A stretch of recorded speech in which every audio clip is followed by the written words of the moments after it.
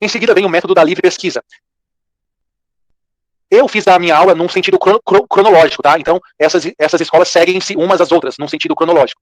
O método da livre pesquisa tem como base um francês chamado Genie, e ele faz uma contraposição entre dado, que é a lei, e o construído, que é a interpretação dessa lei feita pelos juízes. Então, no caso de lacuna, o juiz deveria ir além da lei para adaptar essa lei ao contexto do caso concreto. Então, veja que o juiz passa, a partir de agora, a ganhar um protagonismo. Primeiro era a vontade do legislador, agora a gente já está se referindo à vontade do juiz, que no caso de lacunas, deve ir em busca da adaptação dessa lei para gerar justiça no caso concreto.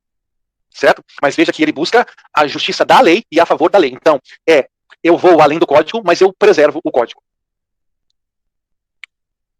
Depois vem o método do direito livre. Tomem cuidado para não se confundir o método da livre pesquisa, de Genie, com o método do direito livre. É muito fácil da gente confundir essas duas escolas e esses dois métodos. Esse método do direito livre, ele vem de um cara chamado Kantorowicz. Ao contrário do Genie, ele é completamente contra os códigos e a codificação. Mesmo que um juiz trabalhe com códigos, o Kantorowicz diz que, em caso de lacunas, o juiz não tem que preservar a vontade do código, mas sim ir além do código em busca do direito natural e da justiça com base em sua consciência. Então vejam, a principal diferença entre a livre pesquisa e o direito livre é que na livre pesquisa de Genie, o código é preservado. Já nesse caso do direito livre, o código é completamente destroçado e o que predomina é a consciência do juiz. Embora as duas deem ênfase ao juiz, no caso de lacunas, para a solução de lacunas, um age com base no código e o outro age completamente contra o código e simplesmente conforme a sua consciência. Depois vem o realismo norte-americano, dos Estados Unidos. Esse realismo é também chamado de pragmatismo, utilitarismo ou consequencialismo, porque o que predomina aqui é o juiz, o judiciário e suas decisões e sua jurisprudência que vão causar consequências práticas úteis na sociedade.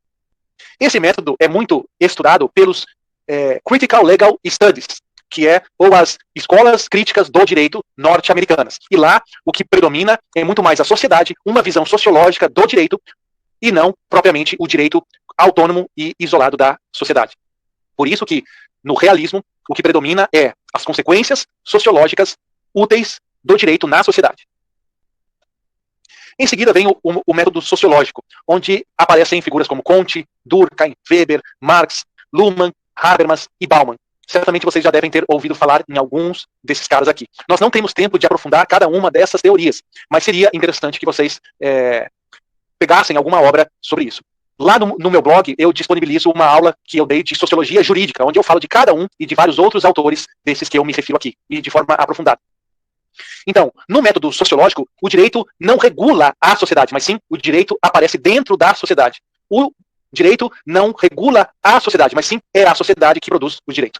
O meu blog é Professor Zanin, é só pôr o meu nome lá no Google que vai aparecer, professorzanin.blogspot.com.br.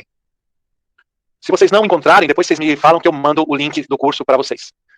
Modéstia à parte, aquela aula que eu dei lá na Unitins de Sociologia foi uma das melhores que eu já dei. Deu muito trabalho, mas ficou muito legal. Depois vem o método da razoabilidade. Certamente vocês já devem ter ouvido falar em razoabilidade e proporcionalidade.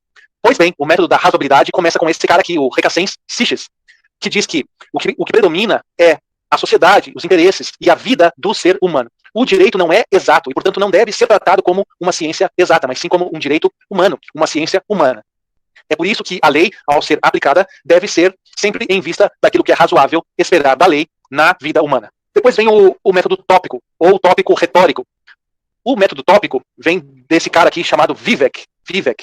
Esse método tópico vem da palavrinha topos, que significa posição e situação.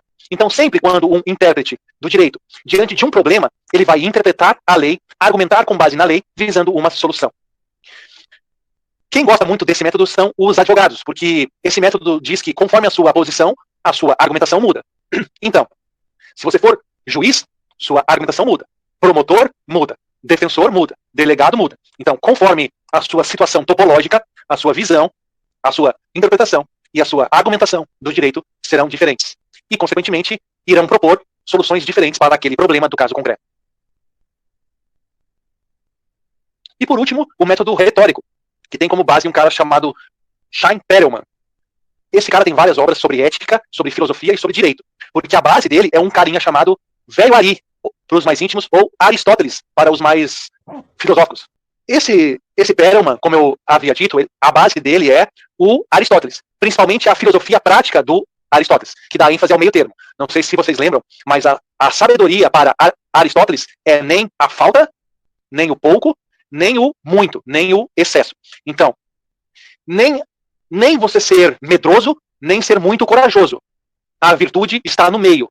Nem covarde, nem muito corajoso. Conforme a situação, conforme a prudência, conforme a frônesis, é que você vai, de acordo com a situação, saber se você tem que ser mais covarde ou mais corajoso. Mas nunca somente um desses. Por exemplo, não é saudável para a nossa vida nem ser muito pobre e não ter nada, nem rico e ter tudo. A sabedoria, em termos de riqueza, está em você ter o necessário para ter uma vida tranquila. É desse termo aqui, prudência, que vem a jurisprudência, dessa sabedoria prática que o juiz deve ter ao decidir um caso concreto, cujo símbolo maior é Salomão, para aqueles que gostam de exemplos bíblicos. E com isso chegamos ao fim, justamente conforme o planejado, às 5h30, dos nossos métodos. Eu teria mais uma parte para a aula de hoje, mas eu prefiro deixar para a nossa próxima aula. Então, para a nossa próxima aula, nós vamos ver os positivismos, nós vamos ver a teoria de Emílio Betti e a teoria de Carlos Maximiliano. Então, no nosso próximo encontro, anteriormente à apresentação dos seminários, eu farei uma exposição breve sobre esses conteúdos que faltam, certo? E em seguida, a gente inicia com a apresentação dos seminários. Combinado? Então, façam esse exercício aí, que daqui a 3 minutinhos a gente vai para a última parte da aula, que é a informação dos textos e a formação dos grupos.